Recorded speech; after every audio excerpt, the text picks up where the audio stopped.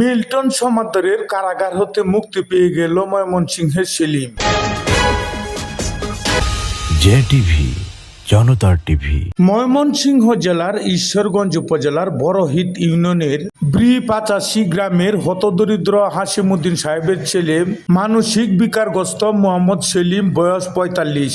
সে গত 6 মাস পূর্বে নিজ বাড়ি হতে হারিয়ে যায়।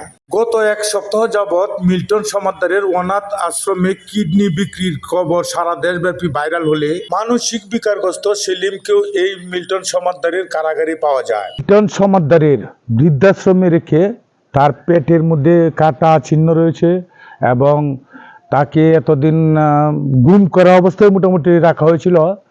এই বিভিন্ন মিডিয়ার মাধ্যমে এই সেলিম সাহেবের বৃদ্ধা বাবা ওনার সন্ধান পেয়ে এবং ওনার ভাই রয়েছে, ওনারা সন্ধান পেয়ে ওনারা বাড়িতে এনেছেন এবং আজ সকালে ওনার মেডিকেল চেক আপ করার জন্য পেটের যে কাটা চিহ্ন, এটা কি কিডনি কেটে রেখে দিয়েছে কিনা তা পুরোপুরি নিশ্চিত হওয়ার জন্য আজ ময়মনসিংহ হয়েছে। ময়মনসিংহ মেডিকেল কলেজ হাসপাতালে রিপোর্ট পেলেই পুরো জানা যাবে যে এই ঘটনাটি কি, তারা কি মূলত কিডনিটা নিয়ে গেছে কিনা। সেলিম সাহেব আছে, উনি কি হয় আপনার ভাই? ভাই আপনার কয় ভাই বোন? 4 ভাই 2 বোন।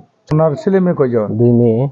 6 মাস ধরে হারায় গেছে রে, পাওয়া যায় না, খুঁজা কোনো জায়গাতেই পাই না। তারপরে ইউটিউবে দেখছি, দেখে পরে হ্যাঁ টিহানা বাইর করে পরে আনছি।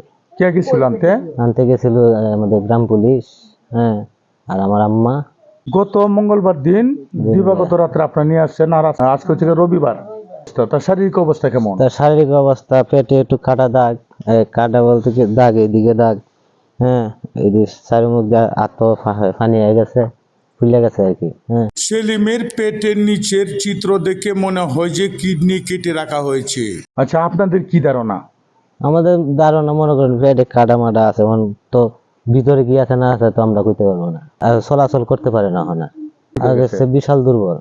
আপনার একটু বেনের সমস্যা আছে, হঠাৎ করে আগুন মাস মেঘ বৃষ্টির দিন এদিক থেকে বেনের সময় 10টা-12টার দিক দিয়া গেছে, তারা মনে হচ্ছে আইব, তার মা পাইছি না।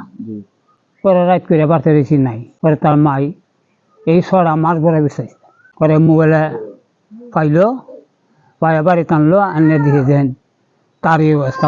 এলাকাবাসী বে দেখে কি কিডনি নিছে, চেয়ারম্যানের সাহেব কইতেছে আপনারা নিয়ে যান, পরীক্ষা করে আনেন, পরে এটা বসতে হবে।